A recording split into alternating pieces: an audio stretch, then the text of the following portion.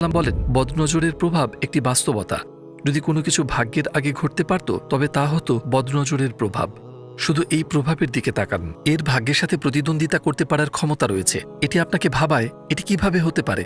কিছুক্ষণের মধ্যে আমরা কয়েকটি গুরুত্বপূর্ণ দোয়া এবং পদ্ধতির দিকে তাকাবো যা আমাদেরকে বদনজর থেকে রক্ষা করবে। কিন্তু তার আগে আমি এই প্রশ্নটি করতে চাই, কোন ধরনের দৃষ্টি একজন ব্যক্তির উপর বদনজর ফেলতে পারে? আমি বলতে চাচ্ছি, এটা কি শুধু ঘটে খারাপভাবে তাকানোর মাধ্যমেই? আসলে না। কারো দিকে খারাপভাবে তাকানো, যেমন ঈর্ষার দৃষ্টি, অথবা কারো দিকে অতিরিক্ত প্রশংসা বা মুগ্ধতার দৃষ্টি নিয়ে তাকানো বদনজর হতে পারে। এর মানে আপনি এমন কিছুতে এটি ঘটাতে পারেন যা আপনার নিজের বা যা আপনি ভালোবাসেন।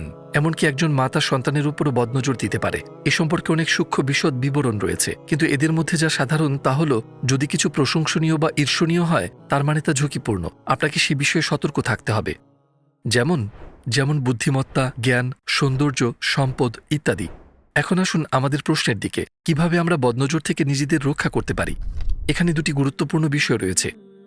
রাসূল সাল্লাল্লাহু আলাইহি ওয়াসাল্লাম তার জীবনের একটি নির্দিষ্ট সময়ের জন্য দোয়া করতেন বদনজর থেকে রক্ষার জন্য, কিন্তু যখন সূরাতুল ফালাক এবং সূরাতুন নাস অবতীর্ণ হয়েছিল তখন তিনি আগে সেই দোয়া ছেড়ে দিয়ে এই সূরাগুলো পড়তে শুরু করলেন। মনে করুন সূরাতুল ফালাকের শেষ আয়াতটি, হিংসুকের অনিষ্ট হতে যখন সে হিংসা করে।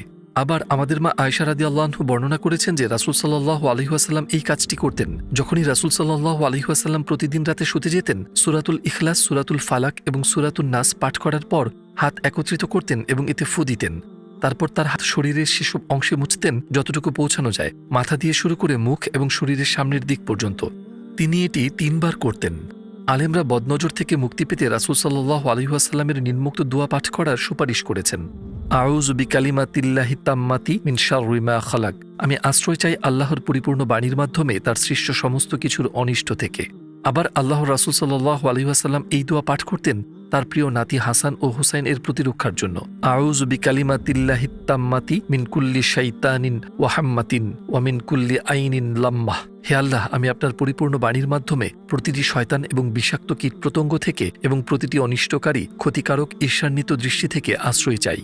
রাসূল সাল্লাল্লাহু আলাইহি ওয়াসাল্লাম বলেছেন, এটি সেই দোয়া যা ইব্রাহিম আলাইহিস সালাম করেছিলেন আল্লাহর কাছে ইসমাইল ও ইসহাক আলাইহিস সালামের জন্য। এবং বদনজর থেকে রক্ষার আরেকটি উপায় কি? এটি হলো কিছু নির্দিষ্ট বাক্য বলতে ভুল না করা। রাসূল সাল্লাল্লাহু আলাইহি ওয়াসাল্লামের অনুসারে যখন কোথাও ভালো কোনো কিছু দেখা হয় তখন বলতে হবে মাশাআল্লাহ, লা কুওয়াতা ইল্লা বিল্লাহ। যা আল্লাহ চান তাই ঘটে, সমস্ত শক্তি এবং ক্ষমতা একমাত্র তার। আরেকটি ঘটনা ঘটেছিল রাসূল সাল্লাল্লাহু আলাইহি ওয়াসাল্লামের জীবনে, যা হলো সাহেল ইবনে হুনাইফ ছিলেন এক সাহাবী যার গাত্রবর্ণ ছিল অত্যন্ত ফর্সা। একদিন আমির ইবনে রাবি তাকে দেখে বললেন, আমি আজকে যা দেখলাম তা এর আগে কখনো দেখিনি। সাহেল তখনই অসুস্থ হয়ে পড়লেন এবং তার অবস্থা খারাপ হয়ে গেল। কেউ একজন আল্লাহর রাসূল সাল্লাল্লাহু আলাইহি ওয়াসাল্লামের কাছে গিয়ে জানালো যে সাহেল অসুস্থ। রাসূল সাল্লাল্লাহু আলাইহি ওয়াসাল্লাম তার কাছে এলেন এবং সাহেল আমিরের সঙ্গে যা ঘটেছিল তা জানালেন। তখন রাসূল সাল্লাল্লাহু আলাইহি ওয়াসাল্লাম বললেন, তোমাদের কেউ কেন নিজের ভাইকে হত্যা করে? তুমি কেন বললে না আল্লাহ তোমাকে বরকত দিন? তাবারাকাল্লাহ, বদনজর সত্য। মাশাআল্লাহ শুনতে একটি সাধারণ শব্দ মনে হলেও এর পেছনে এমন একটি দিক রয়েছে যা আমাদের অনেকেই জানি না। মাশাআল্লাহ মানে কি? এই 3টি শব্দ দিয়ে গঠিত। মা, শা, আল্লাহ। আরবিতে যার অর্থ যা আল্লাহ চান বা যা আল্লাহ ইচ্ছা করেন।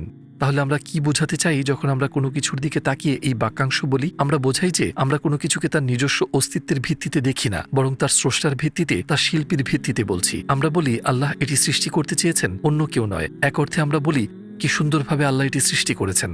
আমরা স্মরণ করি যে আল্লাহই সবকিছু দান করেন, সৃষ্টির প্রতিটি গুণাবলী তিনিই দিয়েছেন। বদিউজ্জামান সাইদ নুরসি এই ব্যাপারে বলেন, সংক্ষেপে এই বিশ্ব এবং এর মধ্যে থাকা সৃষ্টিসমূহকে ভালোবাসুন এমনভাবে যেন তা নিজেদের বাইরে কোনো অর্থের দিকে ইঙ্গিত করে। তাদেরকে শুধুমাত্র তাদের নিজেদের জন্য ভালোবাসবেন না, বলবেন না এগুলো কত সুন্দর, বলুন এগুলো কত সুন্দরভাবে সৃষ্টি করা হয়েছে। এর অর্থ হলো যে যখন আমরা একটি শব্দ পড়ি শুধু সেই শব্দের অক্ষরগুলোর দিকেই আমরা মনোযোগ দিই না, বরং আমরা সেই শব্দটি যে অর্থ প্রকাশ করে তা নিয়ে ভাবি। ঠিক একইভাবে যখন আমরা একটি সৃষ্টি দেখি, আমাদের শুধুমাত্র তার চেহারা বা গুণাবলীর জন্য তা দেখা উচিত নয়, বরং আমাদের উচিত এর মাঝে অন্তর্নিহিত অর্থের কথা চিন্তা করা, যা তার সৃষ্টিকর্তা আমাদের কি বার্তা দিতে চান। কারণ এই সৃষ্টি, তার অস্তিত্ব, এর সৌন্দর্য ও সমস্ত মহান গুণাবলী তার সৃষ্টিকর্তার দান ছাড়া কোনোভাবেই তার নিজস্ব কোনো অস্তিত্বই থাকতে পারে না।